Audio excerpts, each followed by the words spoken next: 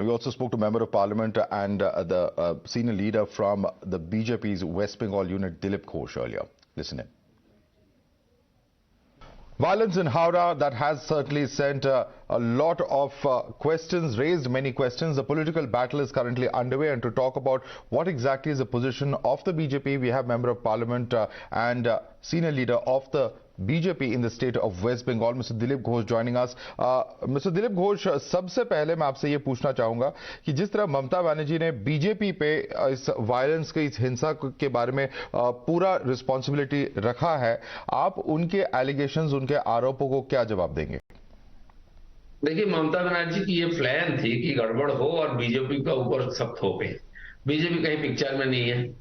समाज में सैकड़ों जगह शोभा यात्रा होता है रामनवमी में, सालों से होते आ रहा है, बाकायदा परमिशन लेके हो रहा है। जिसको लेके चर्चा हुई हावड़ा में, ऐसा भी और कई जगह गड़बड़ हुआ है। वहां लोगों के हाथ में परमिशन था, पूरा रूट था, सब जगह पुलिस था, फिर भी गड़बड़ हुई है।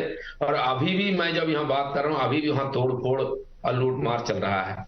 ममता बनर्जी धरना दे रहे थे कल परसों 2 दिन कोलकाता धमतल्ला में, वहां से घोषणा कर दी थी कि रामनवमी जुलूस चलेगा, लेकिन मुस्लिम मोहल्ले में कोई जाकर आक्रमण करेगा तो कानून व्यवस्था ले लेगा।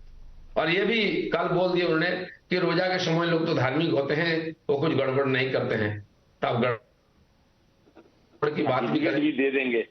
तो उससे लगता है कि ये पूरी सोची समझी एक रणनीति है, क्योंकि पुलिस के सामने कैसे इतना बड़ा घटना हो गया। पिछले बार उसी जगह पर इसी प्रकार गड़बड़ हुआ था, परमिशन होते हुए भी। इस बार वही हुआ, पुलिस जानते हुए भी। क्यों विशेष व्यवस्था नहीं हुआ है? तो आप चाह रहे हैं कि ऐसा घटना हो और इसका राजनीतिक लाभ आप लें। और इदानी उनके साथ जो मुस्लिम वोट की जो दूरी बढ़ी है, पिछले एक बाई इलेक्शन में उनको बुरी तरह हराया गया है मुस्लिम डोमिनेटेड इलाका में, तो उनसे उनको थोड़ा टेंशन है। तो किसी ना किसी प्रकार के मुसलमानों को डरा धमका करके साथ लाने की एक उनको ये चाहिए था मौका। मुझे लगता है उसका ये उपयोग करें। टीएमसी के कुछ सांसदों ने वीडियोस ट्वीट किए हैं। उनका कहना है कि जो राइट विंग ग्रुप्स वहां पे प्रोटेस्ट में आ रहे थे, उनके साथ में हथियार थे। तो इसे आप कैसे देखते हैं? नहीं, कई जगह शोभा यात्रा है, कई जगह ट्रेडिशनल हथियार भी रहता है। यार आज नहीं, लेकिन गन्स की बात है। गन के साथ कुछ वीडियोस आए हैं। इसकी ऑथेंटिसिटी तो हम नहीं जानते, लेकिन ये आरोप है उनका कि गन्स के साथ लोग वहां आए थे। तो उनकी मंशा क्या थी, उस पर सवाल उठाया जा रहा है। नहीं, मुख्यमंत्री तो बोल दिया बुलडोजर लेके आ रहे थे। कोई कहाँ था बुलडोजर? पुलिस क्या कर रहा था? शोभा यात्रा में बुलडोजर की क्या जरूरत है? कई बार राजनीतिक सभाओं में हो जाता है स्टांड के लिए, धार्मिक शोभा यात्रा में उसका कोई जगह नहीं है।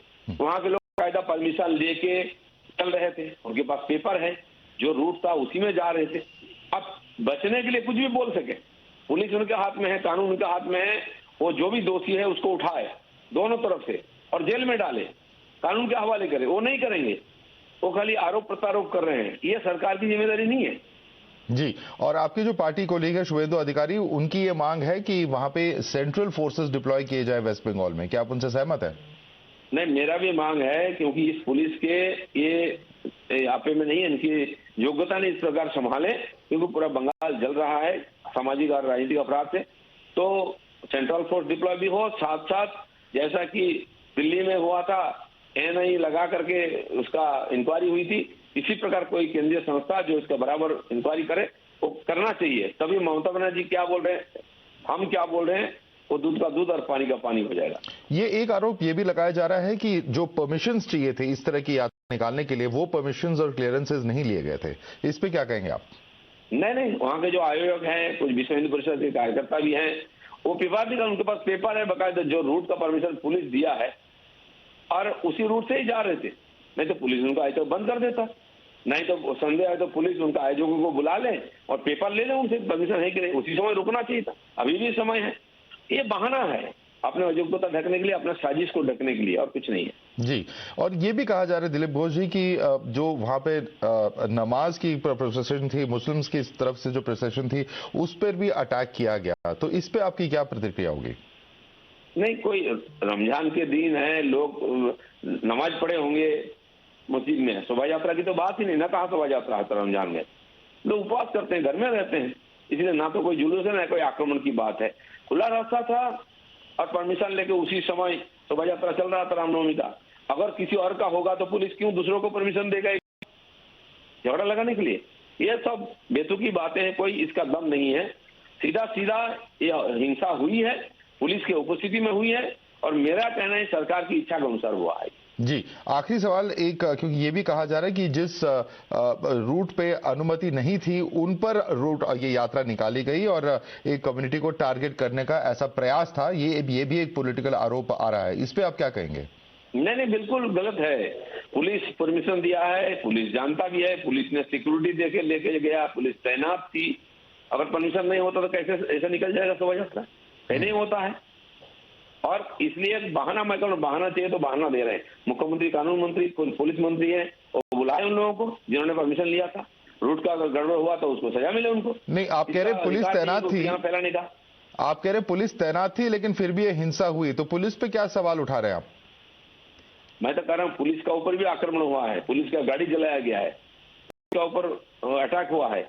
अरे पहली बार नहीं है, आपको याद होगा 3 साल पहले जब सीए का पारित हुआ पार्लियामेंट में, बंगाल में सबसे ज्यादा गड़बड़ हुआ था। तो 250 करोड़ का रेलवे का प्रॉपर्टी बर्बाद हुआ था, ट्रेन जलाया गया, स्टेशन जलाया गया, उखाड़ के फेंक दिया गया रेल लाइन को। और उसके बाद नुपुर शर्मा वाली जो कांड हुआ, उसमें भी बंगाल में 3 दिन तक हिंसा चली। उसमें तो मंदिरों को, बीजेपी ऑफिस को भी टारगेट किया गया। वही लोग, मुझे तो लगता है कि ये सब बांग्लादेश से आए हुए ज्यादातर अनुप्रवेशकारी है, घुसपैठिए जो इसको करते हैं, और ममता बनर्जी इन लोगों को संरक्षण देके रखी है। नहीं, लेकिन अगर पुलिस तैनात है किसी जगह पे, पुलिस के तैनाती के बावजूद अगर इस तरह की हिंसा होती है तो इससे तो बहुत बड़े सवाल खड़े होते हैं। क्योंकि अगर आप कह रहे हैं कि पुलिस परमिशन थी, सिक्योरिटी थी, और उसके बावजूद इस तरह की वायलेंस हो रही है, तो क्या आप ये आरोप लगा रहे हैं कि पुलिस एक बायस्टैंडर रही जब ये सारी हिंसा हो रही थी? न, पुलिस जब आक्रमण का शिकार बन जाता है तो किसके पास जाएंगे? अब मैं जो घटना बताया, 2 सैकड़ों करोड़ का प्रॉपर्टी ढंग से हुआ, खत्म, बर्बाद हुआ, उसमें किसी का ऊपर एक एफआईआर नहीं है। और आप लोग भी देखे होंगे, सारे आम हाईवे पर हजारों लोग खड़ा होकर जला रहे थे, तोड़ रहे थे, पुलिस ना लाठी चलाया, ना एफआईआर किया, ना किसी को अरेस्ट किया। ये सरकार की समर्थन से होती है, उनसे उनका राजनीतिक लाभ होता है, इसलिए बार बार बंगाल में हो रहा है। लोग हिंसा नहीं चाहते हैं, लेकिन कराया जाता है राजनीतिक फायदे के लिए। लेकिन सर, आप क्या मांग होगी आपकी कि अब वहां पे शांति कायम रखने के लिए क्या होना चाहिए? क्योंकि एक टाइम्स नाउ के पत्रकार पर भी अटैक किया है, आपने विजुअल्स देखे भी होंगे। क्या मांग होगी कि किस तरह वहां पे शांति बहाल की जाए? नहीं, शांति की तो जब हिंसा हो जाता है तब सरकार को कड़ाई से पेश आना चाहिए। जो भी सामने आएगा 144 जारी करो, जो रास्ता में निकला उसको अरेस्ट करो, अंदर करो, कड़ाई से आना चाहिए। बाद में बातचीत करके आप समाधान करिए, समरसता करिए, वो ठीक है। अभी तो शांति होनी चाहिए। आज भी नमाज के बाद जिन जिन जगह में शोभा यात्रा में लोगों ने शरबत पानी परोस रहे थे, उन सब जगह में जाकर आक्रमण किया गया, तोड़फोड़ किया गया घरों में, उन लोगों का घर में। इसका मतलब क्या है? टारगेट हो रहा, पुलिस भी खड़ी है वहां, अरे यार तो कोई खड़ा है, सब किस लिए है? तो कुछ लोगों को खुली छूट मिली है कि कुछ भी कर लो, हम हैं आपके साथ, तो इससे तो रुकेगा नहीं कुछ। जी, हमारे साथ जुड़ने के लिए बहुत बहुत धन्यवाद Dilip Ghosh ji. And sir, clearly of course that's Dilip Ghosh who is giving us the version of the BJP. Clearly the situation in Howrah raising some serious concerns about the law and order in the state of West Bengal.